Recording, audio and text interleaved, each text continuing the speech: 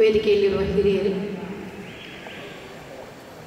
ವೇದಿಕೆಯ ಮುಂದಿರುವಂಥ ಯಕ್ಷಗಾನ ಅಭಿಮಾನಿ,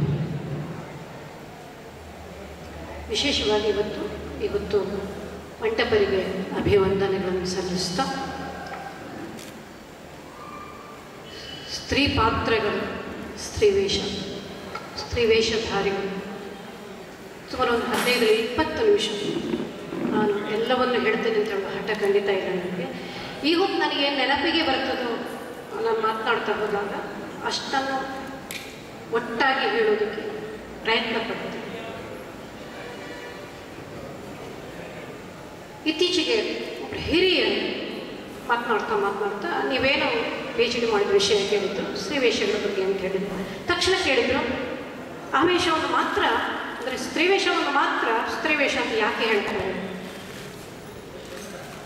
ಒಟ್ಟು ಸ್ವರೂಪ ಸಾಮಾಜಿಕವಾಗಿರುವಂಥ ಹೆಣ್ಣು ಮಕ್ಕಳು ಈ ವೇಷದ್ದು, ಆದರೆ ಧರಿಸೋದು ಮಾತ್ರ ಪುರುಷರು ಸ್ತ್ರೀ ವೇಷವನ್ನು ಧರಿಸೋದ್ರಿಂದ ಈ ವೇಷಗಳಿಗೆ ಸ್ತ್ರೀ ವೇಷ ಅಂತ ಹೇಳ್ತಾರೆ ಅಂತ ನಾನು ಅರ್ಥ ಮಾಡಿಕೊಂಡೆ ಅಂತ ಹೇಳಿ.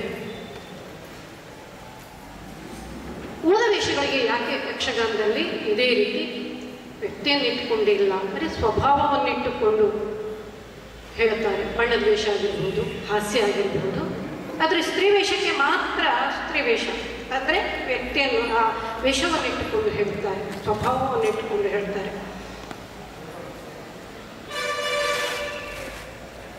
ಪುರುಷರು ಧರಿಸುವ ವೇಷ ಮತ್ತು ಪುರುಷನೊಬ್ಬ ಹೆಣ್ಣು ವೇಷವನ್ನು ಧರಿಸಿ ರಂಗದಲ್ಲಿ ಸ್ತ್ರೀ ಪಾತ್ರವಾಗುವುದು. ಆ ವೇಷ ಚೌಕಿಯಲ್ಲಿ ಮಾತ್ರ, ಆದರೆ ರಂಗಕ್ಕೆ ಬಂದಾಗ ಅದು ಪಾತ್ರವಾಗ್ತದೆ. ರಾಣಿ ವೇಷ, ಎಲ್ಲ ರಾಣಿಯ ವೇಷಗಳಿಗೂ ಉದಾಹರಣೆಗೆ ದ್ರೌಪದಿ ಇರ್ಬೋದು, ಸುಭದ್ರೆ ಇರ್ಬೋದು, ಚಿತ್ರಾಂಗದ ಇರ್ಬೋದು, ಅದು ವೇಷ ರಾಣಿ ವೇಷ. ಅಂದರೆ ಚೌಕಿಯಲ್ಲಿ ಅದು ಸಿರಿವೇಷ ಅಲ್ಲ, ಇದು ಸ್ತ್ರೀ ವೇಷ. ರಂಗಕ್ಕೆ ಬಂದಾಗ ಪಾತ್ರವಾಗ್ತದೆ. ಹಾಗಾಗಿ ಕೆಲವೊಮ್ಮೆ ನನ್ನ ಮಾತುಗಳಲ್ಲಿ ಪಾತ್ರ ಮತ್ತು ವೇಷದ ಸಣ್ಣ ನಮಗೆ ಗೆರೆ ಹಾಕಲಿಕ್ಕೆ ಸೂಕ್ಷ್ಮವಾಗಿ ನೆನಪಾಗದೇ ಇದ್ದರೆ ದಯವಿಟ್ಟು ಅದನ್ನು ತಿಳ್ಕೊಳ್ಬೇಕಾದ ರೀತಿಯನ್ನು ಅಷ್ಟು ನಿಮಗೆ ಹೇಳಬೇಕು. ರಂಗದಲ್ಲಿ ಸ್ತ್ರೀ ಪಾತ್ರ ಮಾಡುವ ಕಲಾವಿದರೆಲ್ಲ ಸ್ತ್ರೀ ವೇಷಧಾರಿಗಳು. ಅವರಿಗೆ ಸ್ತ್ರೀ ಪಾತ್ರಧಾರಿ ಅಂತಲೇ ಕರೆಯುತ್ತಾರೆ. ಹಾಗಾದರೆ ಸ್ತ್ರೀ ಪಾತ್ರಧಾರಿಗೆ ಏನೆಲ್ಲ ಅರ್ಹತೆ ಬೇಕು? ನಾನು ನಿರ್ದಿಷ್ಟವಾಗಿ ಕೆಲವು ಅಂಶಗಳನ್ನು ಮಾತ್ರ ಸಮಯದಲ್ಲಿ ಇಟ್ಟುಕೊಂಡು ನನಗೆ ನೆನಪಾದನ್ನು ಹೇಳ್ತಾ ಹೋಗ್ತೇನೆ. ಸ್ತ್ರೀ ಪಾತ್ರಧಾರಿಗೆ ಏನೆಲ್ಲ ಅರ್ಹತೆ ಇರಬೇಕು? ಇವತ್ತಿಗೂ ಕೂಡ ಮಂಟಪರು 16 ವಯಸ್ಸಿನ ಶಲ್ಪನಕ್ಕೆ ಮಾಯಾ ಶಲ್ಪನಕ್ಕೆ ಆಗಬಲ್ಲರು ಅಂದರೆ ಅವರು ಈ ವಯಸ್ಸಿನಲ್ಲಿ ಅವರ ದೇಹವನ್ನು ಹಾಗೆ ಇಟ್ಕೊಂಡಿದ್ದಾರೆ. 40 ವರ್ಷದವರೆಗೆ ಸ್ತ್ರೀ ಪಾತ್ರಧಾರಿಗಳು ಸಾಮಾನ್ಯ ಸ್ತ್ರೀವೇಷ ಮಾಡಬಹುದು ಅನ್ನೋದು ನಂಬಿಕೆ. ಲೋಕಧರ್ಮ ಅಂತ ಇದೆ. ನಾಟ್ಯಶಾಸ್ತ್ರ ಕೂಡ ಲೋಕಧರ್ಮ ಮತ್ತು ನಾಟ್ಯ ಧರ್ಮ ಅಂತ ಇದೆ. ಈ ಲೋಕಧರ್ಮಕ್ಕೆ ಹೆಚ್ಚು ಹತ್ತಿರವಾದ ಸ್ತ್ರೀ ವೇಷ ಧರಿಸುವ ದೃಷ್ಟಿಯಿಂದ ಉಳಿದ ವೇಷಗಳಿಗಿಂತ ಬಹಳ ಸುಲಭ ಸ್ತ್ರೀ ವೇಷ ಧರಿಸುವುದು. ಆದರೆ ಸ್ತ್ರೀ ಪಾತ್ರಧಾರಿಗಳು ಒಪ್ಪೋದಿಲ್ಲ, ಅದು ಅವರ ಬದ್ಧತೆ ಮತ್ತು ನಿಷ್ಠೆ ಆ ಪಾತ್ರದ ಮೇಲೆ. ಇದು ಹೀಗೆ ಆಗಬೇಕು ಅಂತ ಹೇಳ್ಕೊಂಡ್ರೆ ಹಾಗೇ ಮಾಡಬೇಕು ಅಂತಂದರೆ ಅದಕ್ಕೆ ಸಮಯ ಬೇಕು. ಈಗಾಗಲೇ ಹೋದ ಪಾತ್ರ ಹೇಳ್ತಾರೆ, ನಾನು 4 ಗಂಟೆ ನನಗೆ ಮೊದಲೇ ವೇಷ ಹಾಕಿ ಕೂತ್ಕೊಳ್ಬೇಕು ನನಗೆ ಅಂತ. ಅದು ಅವರು ರಚಿಸಿದಂಥ ಪಾತ್ರದ ಮೇಲೆ. ಅಂದರೆ ಮಾಮೂಲಾಗಿ 2 ಗಂಟೆಯಲ್ಲಿ ಸ್ತ್ರೀ ಪಾತ್ರವನ್ನು ಬಹಳ ಅಚ್ಚುಕಟ್ಟಾಗಿ ನಿತ್ಯ ಮಾಡುವರು, ಅಚ್ಚುಕಟ್ಟಾಗಿ ಮಾಡ್ತಾರೆ. ಮುಖವರ್ಣಿಕೆ ಸಹಿ. ವೇಷ ಧರಿಸುವ ದೃಷ್ಟಿ ಬಹಳ ಸುಲಭ ಸ್ತ್ರೀ ವೇಷ ನೋಡೋದಕ್ಕೆ, ಉಳಿದ ವೇಷಗಳನ್ನು ಸುಲಭ. ಆದರೆ ಪಾತ್ರ ಧರಿಸುವುದು ಸವಾಲು. ಒಂದು ಪಾತ್ರವಾಗುವುದು ಒಬ್ಬ ಪುರುಷ ಪಾತ್ರಧಾರಿ, ಒಬ್ಬ ಪುರುಷ ಸ್ತ್ರೀ ವೇಷ ಹಾಕುವ ಪುರುಷ ಸ್ತ್ರೀ ವೇಷವನ್ನು ಧರಿಸಿ ಪಾತ್ರವನ್ನು ಮಾಡೋದು ಅಂತಲ್ಲ, ಅದು ಉಳಿದ ವೇಷದಷ್ಟು ಸುಲಭ ಅಲ್ಲ. ಒಂದೇ ಕಾರಣ ಅಂದರೆ ಅವನು ವೇಷ ಪಾತ್ರ ಸ್ತ್ರೀ, ಆತ ಪುರುಷ. ಎಷ್ಟು ಮನಸ್ಸನ್ನು ಪರಿವರ್ತನೆ ಮಾಡಿಕೊಳ್ಬೇಕು ಅದನ್ನು ನಾನು ಮುಂದೆ ಹೇಳ್ತಾ ಹೋಗ್ತೀನಿ. ಯಾಕಂದರೆ ಸುಲಭ ಪಾತ್ರ ಸವಾಲು ಅಂತ ಹೇಳಪ್ಪ. ಯಾಕೆ ಸವಾಲು ಅಂದರೆ ಪಾತ್ರಧಾರಿ ಮಾನಸಿಕವಾಗಿ ದೈಹಿಕವಾಗಿ ಸ್ತ್ರೀ ವೇಷಕ್ಕೆ ಸ್ತ್ರೀ ಪಾತ್ರಕ್ಕೆ ಸಿದ್ಧತೆಯನ್ನು ಮಾಡಿಕೊಳ್ಳಬೇಕು. ಮಾನಸಿಕವಾಗಿ ದೈಹಿಕವಾಗಿ ರಂಗದಲ್ಲಿ ಕುಣಿತಕ್ಕೆ ದೇಹವನ್ನು ಹೇಗೆ ಬಾಗಿಸಿ ಬಳುಕಿಸಿ ನಯ, ಅದೊಂದು ಕಲೆ. ಅದಕ್ಕೆ ದೇಹವನ್ನು ಸಿದ್ಧಗೊಳಿಸಬೇಕು. ಮಾತನಾಡೋದಕ್ಕೆ ಮಾತಿನ ಧ್ವನಿ, ಇದಕ್ಕೆ ಮನಸ್ಸನ್ನು ಸಿದ್ಧಗೊಳಿಸಬೇಕು. ಈ ದೃಷ್ಟಿಯಿಂದ ಉಳಿದ ಪಾತ್ರಗಳಷ್ಟು ಸ್ತ್ರೀ ಪಾತ್ರ ಸುಲಭ ಅಲ್ಲ. ಆಗಲೇ ಹೇಳಿದೆ, ವೇಷಭೂಷಣ ಆಹಾರ ಅನ್ನೋದು ಅದು ಲೋಕಧರ್ಮ. ಅಂದರೆ ಸಾಮಾಜಿಕವಾಗಿ ಹೆಣ್ಮಕ್ಳು ಧರಿಸುವಂಥ ಸೀರೆ, ಕುಪ್ಪಸ, ಆಭರಣ, ಒಂದು ರಾಣಿ ವೇಷಕ್ಕೊಂದು ತುರಾಯಿ, ಕೈ ಕೆಳಗೋ ಮಂಕಿಯೋ ಡಾಬು ಒಡ್ಯಾಡೋ ಇದನ್ನು ಹಾಕೊಂಡ್ರೆ ಅಭಿನಯ, ಹಾವ ಭಾವ, ನಾಟ್ಯ, ನಟನೆ ಎಲ್ಲ ಅನುಕರಿಸಬೇಕಾಗ್ತದೆ. ಪುರುಷನಾದವನು ಸ್ತ್ರೀಯನ್ನು ಅನುಕರಿಸಬೇಕಾಗ್ತದೆ. ಇದಕ್ಕೆ ದೇಹವನ್ನು ಸಿದ್ಧಗೊಳಿಸಬೇಕಾಗ್ತದೆ. ಮಾನಸಿಕವಾಗಿ ಸ್ತ್ರೀ ಸಹಜವಾದ ನಾಚಿಕೆ, ಬೆಡಗು, ವಿನ್ನಾಡು, ಏನು ವನಪು, ವೈಯಾರ ಶಬ್ದಗಳನ್ನು ಬಳಸೋದಾದ್ರೆ ಮಾತು, ಧ್ವನಿ, ರೂಪ, ರಾಗ ಎಲ್ಲವನ್ನು ಒಬ್ಬ ಹೆಣ್ಣನ್ನು ನೋಡಿ ಅನುಕರಿಸಬೇಕು. ಇದು ಹಗಲು ನೋಡ್ತಾ ನೋಡ್ತಾ ರಾತ್ರಿ ರಂಗದಲ್ಲಿ ಅನುಕರಿಸಬೇಕು. ಪಾತಾಳರು ಹೇಳ್ತಾರೆ, ರಾತ್ರಿ ಅನುಕರಿಸಬೇಕು, ಹಗಲು ಮನಸ್ಸೊಳಗೆ ತುಂಬಿಕೊಳ್ಬೇಕು. ಅದನ್ನು ಇಲ್ಲದಿದ್ದರೆ ಅದು ಹಗಲು ವೇಷ ಆಗ್ತದೆ ಅಂತ ಹೇಳ್ತಾರೆ. ಸ್ತ್ರೀ ಪಾತ್ರ ಅನ್ನೋದು, ಸ್ತ್ರೀ ವೇಷ ಅನ್ನೋದು ಹಗಲು ವೇಷ ಆಗ್ತದೆ ಅಂತ. ಅಂದರೆ ದೈಹಿಕ ಮಾನಸಿಕ ಸಿದ್ಧತೆ ಇಲ್ಲ. ಅದು ಒಬ್ಬ ಕಲಾವಿದನಿಗೆ ಅದರಲ್ಲಿ ನಿಷ್ಠೆ, ಅದರ ಬದ್ಧತೆ ಇದ್ದು 100% ತೊಡಗಿಕೊಂಡವನು ಉಳಿದೋಗ್ತಾನೆ ರಂಗದಲ್ಲಿ. ಪುರಾಣದ ಜ್ಞಾನ ಬೇಕು, ಪಾತ್ರಗಳ ಜ್ಞಾನ ಬೇಕು. ಮಾತುಗಳು, ಪಾತ್ರ ಯಾವ ರೀತಿ ಮಾತನಾಡ್ತಾರೆ, ನಾವು ಉಳಿದ ಪಾತ್ರಗಳು ಹಾಗಲ್ಲ. ಸನ್ನಿವೇಶಗಳು ಎಷ್ಟು ಬಗೆಯಲ್ಲಿ ಇವೆ ಅಂತ ಹೇಳೋದು, ಬೇರೆ ಬೇರೆ ಬಗೆಯಲ್ಲಿವೆ. ನಾನು ಮತ್ತೆ ಅದನ್ನು ಹೇಳ್ತೇನೆ. ಈಗ ಒಂದು ಸ್ತ್ರೀ ವೇಷಧಾರಿಯಾಗಿ ಬೆಳೆಯುವ ಬಗೆ ಹೇಗೆ, ಹಿಂದೆ ಹೇಗಂದರೆ ಒಂದು ಪರಂಪರೆ ಇತ್ತು, ಹೀಗೆ ಕಲಿಬೇಕು ರಂಗದಲ್ಲಿ. ನಮ್ಮ ಕೋಳಿಯವರು, ಪಾತಾಳರು, ಮಾರ್ಗೋಳಿಯವರು ಕಲ್ತದ್ದೆಲ್ಲ ಹಿರಿಯರ ಆಟವನ್ನು ನೋಡಿ ಕಲ್ತದ್ದು. ಕೋಡಂಗಿಯಾಗಿ, ಬಾಲಗೋಪಾಲರಾಗಿ, 3ನೇ ಸ್ತ್ರೀ ವೇಷ ಆಗಿ, 2ನೇ ಸ್ತ್ರೀ ವೇಷ ಆಗಿ ಮುಖ್ಯ ಪಾತ್ರ ಮಾಡ್ತಾ ಮಾಡ್ತಾ ಕಲ್ತದ್ದು. ಬಹುಶಃ ಪಾತಾಳರು ಒಂದೆರಡು ಸ್ಟೆಪ್ ಜಂಪ್ ಮಾಡಿ ಕಲ್ತು ರಂಗಕ್ಕೆ ಸ್ತ್ರೀ ವೇಷವನ್ನು ನೇರವಾಗಿ ಬಂದು. ಅದು ಬಿಟ್ಟರೆ ಹಳೆಯ ಸ್ತ್ರೀ ವೇಷಧಾರಿಗಳೆಲ್ಲ ಈ ರೀತಿ ಕಲ್ತವರು. ಇವಾಗ ಬೇಕಾಗಿಲ್ಲ. ಈಗ ಶಾಲೆಗಳಿವೆ, ಕಲಿಸುವಂಥ ಯಕ್ಷಗಾನವನ್ನೇ ಕಲಿಸುವಂತಹ ಶಾಲೆಗಳಿವೆ. ಸಂಪೂರ್ಣ ಹೆಜ್ಜೆಗಾರಿಕೆಯನ್ನು, ಅಭಿನಯವನ್ನು ಇತ್ಯಾದಿ ಕಲಿತು ರಂಗಕ್ಕೆ ಬರಬಹುದು. ನಷ್ಟ ಅಂದರೆ ಅನುಭವ ಅಷ್ಟೇ. ಅನುಭವ ನಿಧಾನವಾಗಿ ಮತ್ತೆ ಪಡ್ಕೊಳ್ಬಹುದು ಅಂತ. ಅದೇನಿದ್ರು ಬೇರೆ ಮಾತು ಬಿಡಿ. ಮುಖ್ಯ ಸ್ತ್ರೀ ವೇಷಧಾರಿ ಆಗಬೇಕಾದ್ರೆ ಇವೆಲ್ಲ ಹಿಂದೆ ರೂಢಿಯಲ್ಲಿ. ಸಾಂಪ್ರದಾಯಿಕವಾಗಿ ಯಕ್ಷಗಾನವನ್ನು ಕಲಿತ ಪ್ರತಿಯೊಬ್ಬ ಕಲಾವಿದ ಕೂಡ ಒಂದಲ್ಲ ಒಂದು ರೀತಿಯಲ್ಲಿ ಸ್ತ್ರೀ ವೇಷವನ್ನು ಮಾಡಿದವರು. ಗೋವಿಂದ ಭಟ್ರು ಮೊದಲಿಗೆ ಸ್ತ್ರೀ ವೇಷವನ್ನು ಮಾಡಿದವರು, ಶಂಭು ಹೆಗಡೆಯವರು ಮೊದಲಿಗೆ ಸ್ತ್ರೀ ವೇಷವನ್ನು ಮಾಡಿದವರು. ಕೆಲವಾದ ಸ್ತ್ರೀ ವೇಷವನ್ನು ಸಣ್ಣ ಪುಟ್ಟದನ್ನು ಮಾಡಿ ಮತ್ತೆ ಬೇರೆ ಬೇರೆ ದಾರಿಯನ್ನು ಕಂಡುಕೊಂಡ್ರು. ಅವರವರ ಇಷ್ಟವನ್ನು ಇಟ್ಟುಕೊಂಡು ನಮ್ಮ ಕೋಳಿಯವರು ಪುಂಡು ವೇಷವನ್ನು ಮಾಡಿದವರು. ಒಂದು ವೈಶಿಷ್ಟ್ಯ ಅಂದರೆ ಸ್ತ್ರೀ ವೇಷವನ್ನು ಗಟ್ಟಿಯಾಗಿ ತಗೊಂಡು ಅವನಿಗೆ ಬೇರೆ ಹೋಗ್ಲಿಕ್ಕೆ ಆಗೋದಿಲ್ಲ. ಅವನ ಬಣ್ಣವು ರಾಜವ ಮಾಡ್ತಾರೆ ಅಂತ ಹೇಳಿದ್ರೆ ಆಗೋದಿಲ್ಲ. ಹಾಗೆ ಬೇರೆ ವೇಷ ಮಾಡಿದ್ರೆ ಸ್ತ್ರೀ ವೇಷಕ್ಕೆ ಬರೋದು ಕಷ್ಟ. ಎಲ್ಲಾದರೂ ಸ್ತ್ರೀ ವೇಷ ಮಾಡಿದರೆ ಪುಂಡು ವೇಷದಂಥ ಒಂದೆರಡು ವೇಷವನ್ನು ಮಾಡಬಹುದು. ಎಲ್ಲ ಮಾಡುವಾಗ ಒಬ್ಬ ಸ್ತ್ರೀ ಪಾತ್ರಧಾರಿಯ ಮನಸ್ಥಿತಿ ಹೇಗಿರ್ತದೆ? ಯಾಕಂದರೆ ಸ್ತ್ರೀ ವೇಷದ ನಡೆ ಆಗಿರ್ತಾರೆ. ಮಾತು, ವಿಶೇಷವಾಗಿ ಮಾತು, ಆ ಕಂಠ, ಅದನ್ನು ಪಳಗಿಸಿಕೊಂಡಿರ್ತಾರೆ. ಅದೆಷ್ಟಂದರೆ ಅವರು ಸಹಜವಾಗಿ ಮಾತನಾಡುವಾಗಲೂ ಸಂಪಾಜೆಯಲ್ಲಿ ಒಂದು ಕಾರ್ಯಕ್ರಮದಲ್ಲಿ ಪಾತಾಳರಿಗೆ ಒಂದು ಸನ್ಮಾನದ ಮಾತಾಡಿದ ಮೇಲೆ ಅಲ್ಲಿ ಆಗ ಬಂದಂಥ ಅತಿಥಿಗಳು, ಸ್ವಾಮಿಗಳು ನನಗೆ ಅವ್ರು ಹೇಳಿದ್ರು, ನನಗೆ ಯಾರೋ ಒಬ್ಬ ಹೆಣ್ಣು ಮಗಳು ಮಾತು ಸ್ವರ ಕೇಳಿಸಿದ, ಆದರೆ ಇವರೊಂದು ಗೊತ್ತಾದ್ದು ಬಂದ ಮೇಲೆ ಅಂತ ಹೇಳಿದ್ರು. ಅಂದರೆ ಹೊರಗಿನಿಂದ ಕೇಳುವಾಗ ಆ ಮಾತು ಅವರಷ್ಟು ಪಳಗಿಸಿಕೊಂಡಿರ್ತಾರೆ. ರಾತ್ರಿಯ ಪಾತ್ರಕ್ಕಾಗಿ ಹಗಲು ಆ ಮಾತನ್ನು ಪಳಗಿಸಿಕೊಳ್ತಾರೆ. ನಿಧಾನವಾಗಿ ಮಾತನಾಡಬೇಕು, ಕೋಮಲವಾಗಿ, ಸ್ವಲ್ಪ ಮಾಗಿಸಿ, ಸ್ವಲ್ಪ ಮಾಮೂಲು ಪುರುಷ ವೇಷದ ಅಷ್ಟಕ್ಕಿಂತ ರಾಗವಾಗಿ ಈ ರೀತಿ ಮಾತನ್ನು ಪಳಗಿಸಿಕೊಳ್ಬೇಕಾಗ್ತದೆ ಸ್ತ್ರೀ ವೇಷಧಾರಿಗಳು. ನಡೆ ಕೂಡ ಹಾಗೆ ಪುಟ್ಟ ಪುಟ್ಟ ಹೆಜ್ಜೆಗಳನ್ನು ಇಟ್ಟುಕೊಂಡು ಬಹಳ ಕಷ್ಟ ಆಗ್ತದೆ ಇದು. ಒಂದು ವೇಳೆ 40 ವರ್ಷಕ್ಕೆ ಒಬ್ಬ ಸ್ತ್ರೀ ಪಾತ್ರಧಾರಿ ತನ್ನ ಪಾತ್ರ ಏನು ಮಾಡಲಿಕ್ಕೆ ಆಗೋದಿಲ್ಲ ಅಂತ ದೈಹಿಕವಾಗಿ ನಾನು ಅಷ್ಟು ಸಮರ್ಥ ಅಲ್ಲ ಅಂತೇಳಿ, ಅಥವಾ ಭಾಗವತರು ಟೀಮ್ ಅವನನ್ನು ಬೇರೆ ಪಾತ್ರ ಮಾಡು ಅಂತ ಹೇಳಿದರೆ ಬಹಳ ಬಹಳ ಡಿಪ್ರೆಷನ್ಗೆ ಹೋಗ್ಬೋದು ಒಬ್ಬ ಸ್ತ್ರೀ ಪಾತ್ರಧಾರಿ. ಯಾಕಂದರೆ ಪುಟ್ಟ ಪುಟ್ಟ ಹೆಜ್ಜೆ ಇಟ್ಟುಕೊಂಡು ರಂಗವನ್ನು ತುಂಬುವಂಥ ಸ್ತ್ರೀ ಪಾತ್ರ, ದೊಡ್ಡ ದೊಡ್ಡ ಹೆಜ್ಜೆ ಇಟ್ಟುಕೊಂಡು ಉಳಿದ ಪಾತ್ರವನ್ನು ಮಾಡಬೇಕಾದಂಥ ಸಂದರ್ಭ ಬಂದರೆ ಖಂಡಿತವಾಗಿಯೂ ಕಲಾವಿದ ಒಂದಿಷ್ಟು ಮಾನಸಿಕವಾಗಿ ನೊಂದುಕೊಳ್ಳುವಂಥ ಸ್ಥಿತಿ ಬರುತ್ತದೆ. ಒಂದೇ ಕಾರಣ ಅಂದರೆ ಪೂರ್ಣ ತನ್ನನ್ನು ಸ್ತ್ರೀ ಪಾತ್ರಕ್ಕೆ ಒಗ್ಗಿಸಿಕೊಂಡಿರ್ತಾನೆ ಅವನನ್ನು. ಇನ್ನು ಲಾಲಿತ್ಯ ಮಾಡ್ತಿದ್ದು ಇದು ಉಳಿದ ವೇಷಗಳಿಗೆ ಅವನನ್ನು ಪರಿವರ್ತನೆ ಮಾಡಿಕೊಳ್ಳುವಲ್ಲಿ ಅವನನ್ನು ಸೋಲಿಸುತ್ತದೆ. ಆದರೆ ಸ್ತ್ರೀ ಪಾತ್ರಕ್ಕೆ ಇದು ಅನಿವಾರ್ಯವಾಗಿರುತ್ತದೆ. ಹಾಗಾಗಿ ಬಹಳಷ್ಟು ಸ್ತ್ರೀ ವೇಷಧಾರಿಗಳು ಮಾನಸಿಕವಾಗಿ ನೊಂದುಕೊಳ್ಳುತ್ತಾರೆ. ಹಾಗೆ ಸ್ತ್ರೀ ಪಾತ್ರದಲ್ಲೇ ಮುಂದುವರಿಯಬೇಕಾದ್ರೆ ಬಹಳ ಹೆಣಗಾಡಬೇಕಾಗ್ತದೆ. ಸ್ತ್ರೀ ಪಾತ್ರಧಾರಿ ಸ್ತ್ರೀ ಪಾತ್ರವಾಗಿ ಮುಂದುವರಿಯಬೇಕಾದ್ರೆ ಬಹಳ ಹೆಣಗಾಡಬೇಕಾಗ್ತದೆ. ರಾತ್ರಿ ನಿದ್ರೆ ಕೇಳೋದು, ಸರಿಯಾದ ಆಹಾರ ಇಲ್ಲದೆ ಇರೋದು, 6 ತಿಂಗಳ ಕಾಲ ತಿರುಗಾಟ. ಇವತ್ತು ವರ್ಷ ಇಡೀ ಇರ್ತದೆ, 6 ತಿಂಗಳ ಕಾಲ ಮೇಳದಲ್ಲಾದರೆ ಉಳಿದ 6 ತಿಂಗಳು ಬೇರೆ ಕಡೆಗೆ ಇರ್ತದೆ. ಯಾವ ಕಲಾವಿದನು ಇವತ್ತು ಸುಮ್ಮನೆ ಕೂತ್ಕೊಳ್ಳೋದು ಅಂತ ಹೇಳಿ ಗೊತ್ತಿಲ್ಲ. ಅದರಲ್ಲೂ ಸ್ತ್ರೀ ಪಾತ್ರಧಾರಿಗಳೇ ಬಹಳ ಬಹಳ ಡಿಮಾಂಡ್ ಇದೆ, ತಿರುಗಾಡ್ತಾರೆ.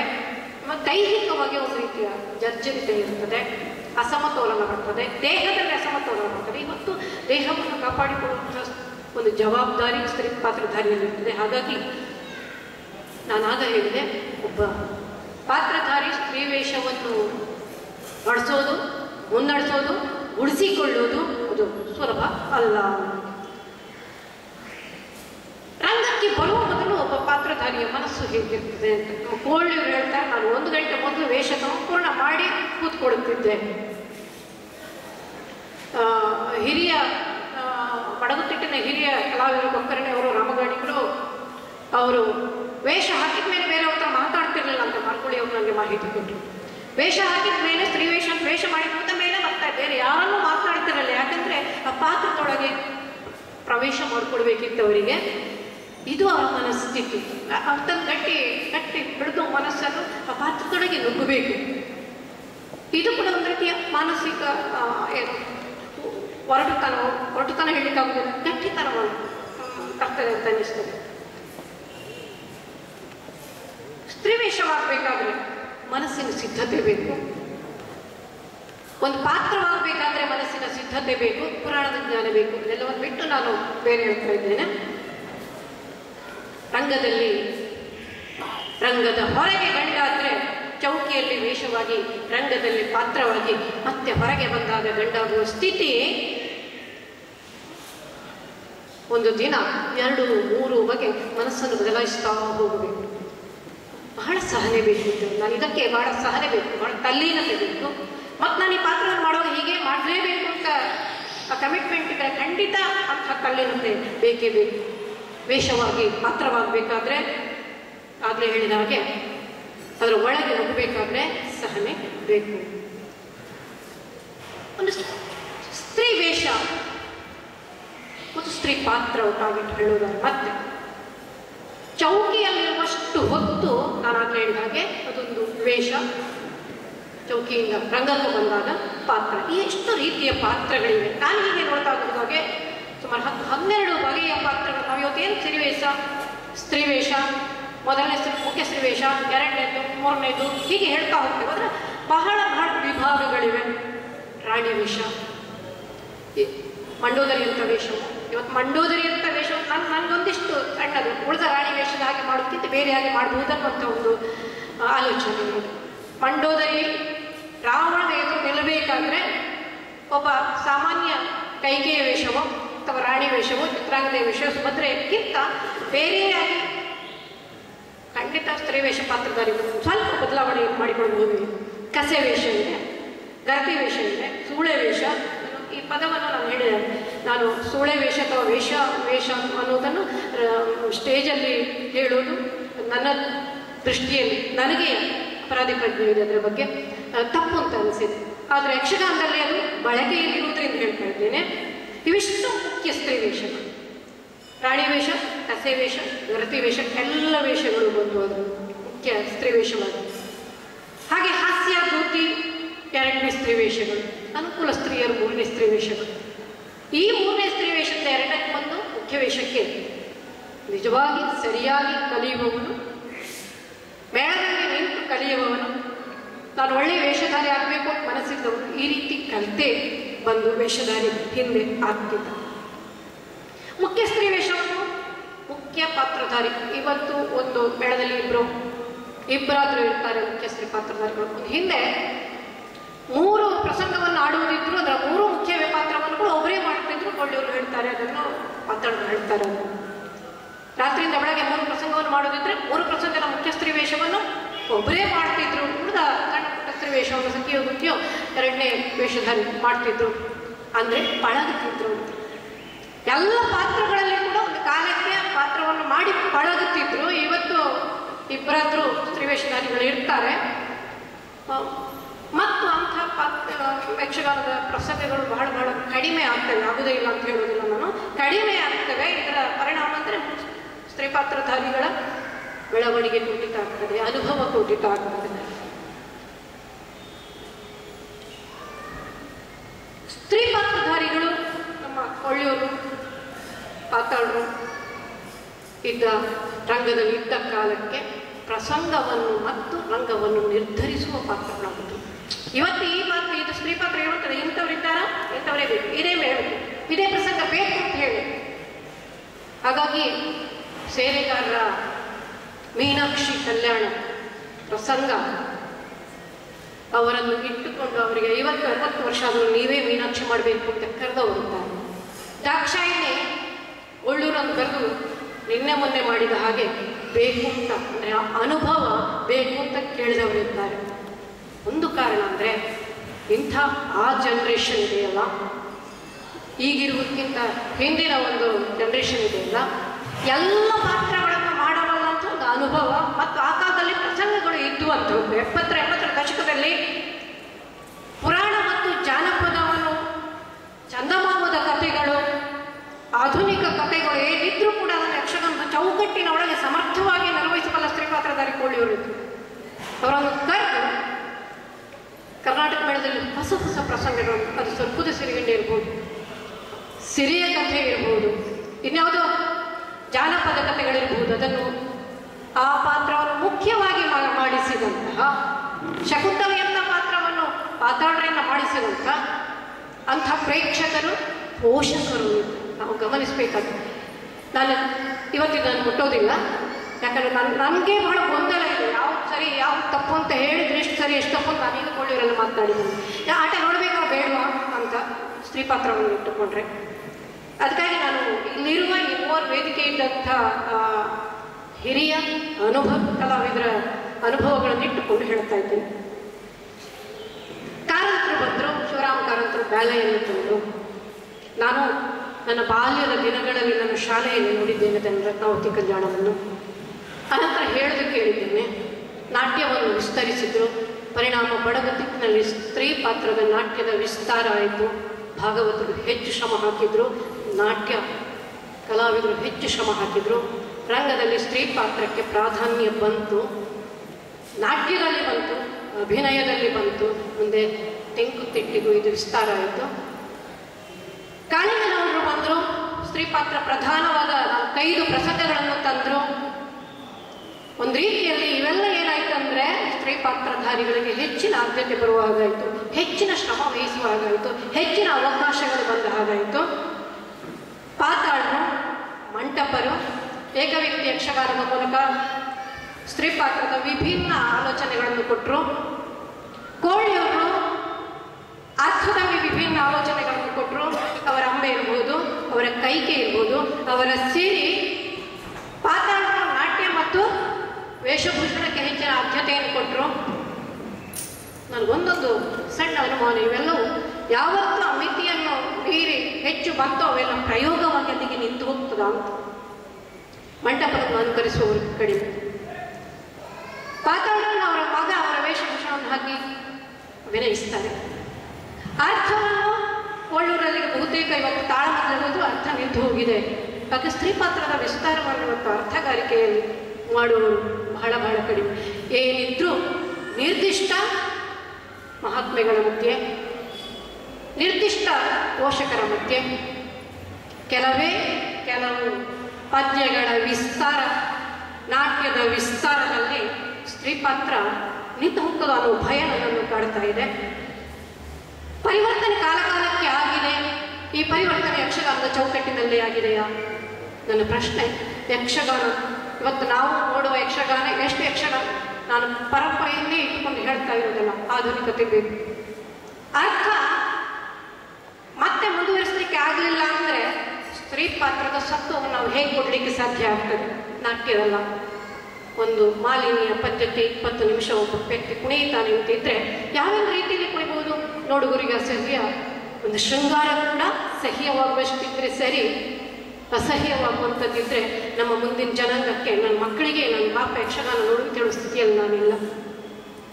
ಎಲ್ಲ ಸಂದರ್ಭಗಳಲ್ಲಿ ಹೇಳೋದಿಲ್ಲ, ನಾನು ಸ್ತ್ರೀ ಪಾತ್ರಕ್ಕೆ ಸಂಬಂಧಪಟ್ಟ ಹಾಗೆ ಹೇಳ್ತೇನೆ. ಅದು ಶೂರ್ಪನಖಿಯೇ ಇರಬಹುದು. ಯಕ್ಷಗಾನದ ಚೌಕಟ್ಟಿನ ಒಳಗೆ ಶೃಂಗಾರಕ್ಕೆ ಅವಕಾಶ ಇದೆ. ಅದನ್ನು ಮೀರಿದ್ರೆ ಅದು ಆಭಾಸ ಆಗ್ತದೆ, ಅಸಹ್ಯ ಆಗ್ತದೆ, ಶೃಂಗಾರ ಆಗೋದಿಲ್ಲ, ಬರೀ ಸಿಳುಗಳು ಬೀಳಬಹುದು. ಎಲ್ಲೋ ಸ್ತ್ರೀ ದೇವಿ ಮಹಾತ್ಮೆಯ ಮಾಲಿನ್ಯ ಬಿಟ್ಟು ಇವತ್ತು ನಮಗೆ ಬೇರೆ ಒಂದು ಪಾತ್ರಧಾರಿ ಬೇರೆ ಒಂದು 4-5 ಪಾತ್ರಗಳನ್ನು ಮಾಡಬಲ್ಲನಾದ್ರೆ ಅವನು ಖಂಡಿತ ಯಕ್ಷಗಾನದಲ್ಲಿ ಏನೋ ಮಾಡ್ತಾ ಇದ್ದಾನೆ, ಅವನ ಕೊಡುಗೆ ಇದೆ, ನಾವು ನೆನಪಿಸ್ಕೊಳ್ಬೋದು. ಇವತ್ತಿನ ಹೊಸಬರನ್ನು ಯಾಕೆ ನಮಗೆ ನೆನಪಿಸ್ಕೊಳ್ಳಿಕ್ಕೆ ಸಾಧ್ಯ ಆಗ್ತಾ ಇಲ್ಲ ಅಂದರೆ, ಹೊಸತನವನ್ನು ಕೊಡುವುದು ಅಂದರೆ ಬರೀ ಮೆಚ್ಚಿಸುವ ಕೆಲಸ ಅಷ್ಟೇ ಪ್ರೇಕ್ಷಕರನ್ನು, ಯಕ್ಷಗಾನವನ್ನು ಬೆಳೆಸುವುದ ನನ್ನೆಲ್ಲ ಈ ಕಾಳಜಿಯನ್ನು ಇಟ್ಟುಕೊಂಡು ಅರ್ಥದಲ್ಲಿ ಕೆಲವೊಂದು ಪಾತ್ರಗಳಿಗಾದ್ರೂ ಇವತ್ತು ಹೊಸತನವನ್ನು ಕೊಡಬಹುದಾದ, ಆಧುನಿಕತೆಯನ್ನು ಕೊಡಬಹುದಾದ ಅವಕಾಶ ಇದೆ. ತಾಳಮದ್ಲೆಯಲ್ಲಿ ಸ್ತ್ರೀ ಪಾತ್ರವನ್ನು ಮಾಡುವವರು ಕಡಿಮೆಯಾಗಿದ್ದಾರೆ. ಬಹುತೇಕ ರಂಗದಲ್ಲಿ ಸ್ತ್ರೀ ವೇಷ ಮಾಡುವವರು ಯಾರಿದ್ದಾರೆ ಅವರು ಮಾತ್ರ ಬರ್ತಾರೆ. ಅದನ್ನು ಮೀರಿ ಒಳ್ಳೊಳ್ಳೆ ಅರ್ಥ ಹೇಳುವವರು ಕೂಡ ಸ್ತ್ರೀ ಪಾತ್ರವನ್ನು ಮಾಡಿದರೆ ಸ್ತ್ರೀ ಪಾತ್ರದ ಅಂತಸ್ವತ್ವ ಇದೆ ಇಲ್ಲ, ಅದು ಅನಾವರಣ ಆಗ್ತದೆ. ಒಬ್ಬ ಕೈಕೆಯಂಥ, ಒಬ್ಬ ಅಂಬೆಯಂಥ ಪಾತ್ರವನ್ನು, ಒಬ್ಬ ದಾಕ್ಷಾಯಿಣಿಯಂಥ ಪಾತ್ರವನ್ನು ಹೊಸತನದಲ್ಲಿ ನೋಡಬಹುದಾದ್ರೆ ಅರ್ಥಗಾರಿಕೆಯಲ್ಲಿ ಖಂಡಿತ ಯಕ್ಷಗಾನ ಸ್ತ್ರೀ ಪಾತ್ರಗಳಿಗೆ ಹೊಸ ನೋಟಗಳನ್ನು ಕೊಟ್ಟ ಹಾಗೆ ಆಗ್ತದೆ. ಪರಿವರ್ತನೆ ಬೇಕು.